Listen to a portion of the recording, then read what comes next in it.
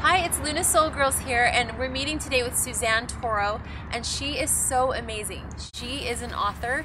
She's a shamanic broadcaster. Okay, she's using all this language that we haven't heard before. So at first I said, okay, so are you like a healing practitioner? She was saying, I don't like to use that word healing because people really heal themselves. So you're not healing them as a practitioner. But I just want to let her explain a little bit about what she does, and then we're going to go into some cool maybe meditation, just give you some really great information. So tell us about a little more about maybe your philosophy about the healing idea.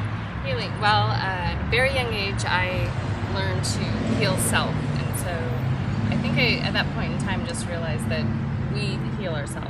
So oftentimes though we do need assistance, and that's why there's all these amazing people that have modalities out there, whether it's energy, whether it's your Western doctor, that help assist you in the process. So that's what I do. I assist someone to go deeper into self, to reconnect to self, to learn how they can work with their own energy, and consider myself a channel when I'm working with them one-on-one. Their soul basically shows up, their inner light, and communicates to me so I can communicate back to them. That's so awesome. That's and so cool. when you have that, like when you're connecting to their soul or their inner light, is it something that you are see, or is it just like an intuitive thing? I see, hear, and feel it. That's so cool. Wow. I had that gift. I love it. I know. Okay, something popped into my mind when you were saying what you were talking about with the healing thing and how we are the ones who heal ourselves. It's not other people. Even if you break your arm and you have to go to a doctor, he doesn't fix your arm. He doesn't heal it. He can reset it, but your body heals the arm, right? Yes. And same with like cancer and chemotherapy. They can't kill Exactly. every single cell. Your body kills the rest of them. Correct. I love that. Totally believe that. And Suzanne had us come here in Long Beach. We're like right on the beach. April, pan out there and show.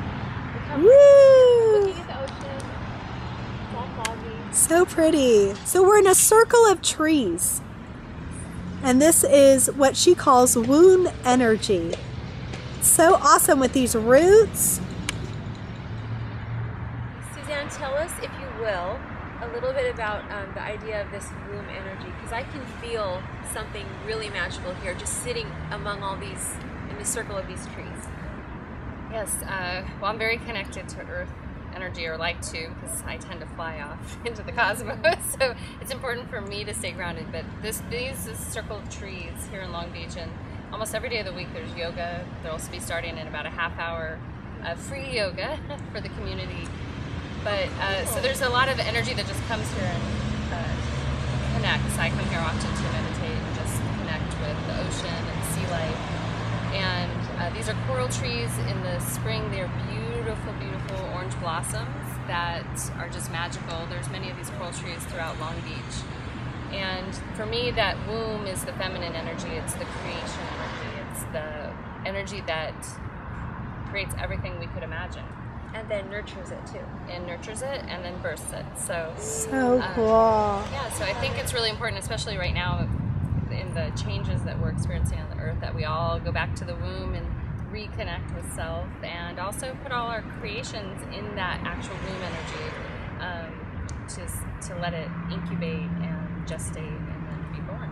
You know, when you were saying that about going back into the womb, I was thinking, it just crossed my mind, it's like a rebirth. Like Earth is experiencing a rebirth, right? Yep, a transition, definitely. Oh, cool. Yeah. Okay, so Suzanne's going to show us, or talk to us a little bit about a few techniques that we can incorporate into our everyday lives to help us get that connection to self. So I think right now, as I witness everyone moving through whatever transition you're experiencing, the biggest thing we can do is actually connect to self and reground. Oftentimes we want to reach out around us for reassurance or helping us make our choices, but if you just come back to center, sometimes your clarity and your direction is much more certain, and you can traverse through anything like an eagle. So First of all, what you can do is bring in breath. I'm really big about breath. If you're feeling stressed or just you have a lot going on, you're in hyper-creation mode, or just moving too fast, just stop and take a breath. And so we can all do that together right now. Just close your eyes for a moment, take a deep, full body breath, and then release the breath. And then just another one, deep, full body breath, pulling up, and then release.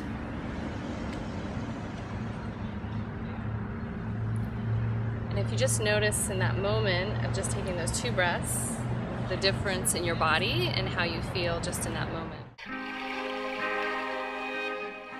Another way to just quickly ground, especially if you have a lot going on, you don't have time to take time out, is to take your shoes off, walk outside, and connect with the earth.